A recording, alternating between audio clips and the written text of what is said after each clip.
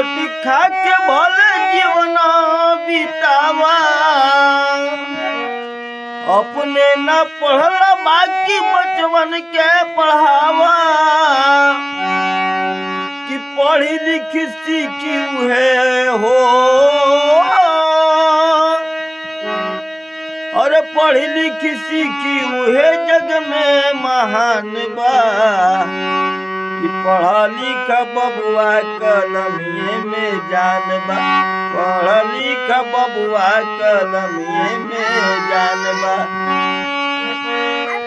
रोटी खा के भले जीवना बितावा,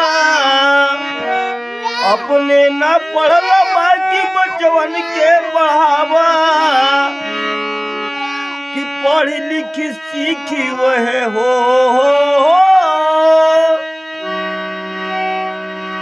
कि पढ़ी लिखी सीखी उहे जग में महान बा। कि पढ़ा लिखा बबुआ कलमिए में जान बा, पढ़ा लिखा बबुआ कलमिए में जान बा।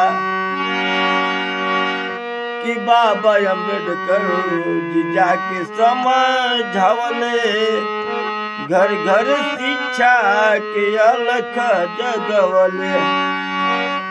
बाबा अम्बेडकर जी जाके समझावले, घर घर शिक्षा के अलख जगवले।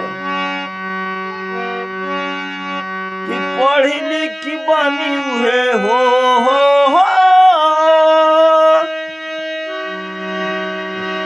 कि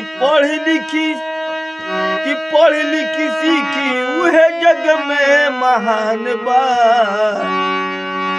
पढ़ा लिखा बबुआ कलमिए में जान बा, पढ़ा लिखा बबुआ कलमिए में जान बा।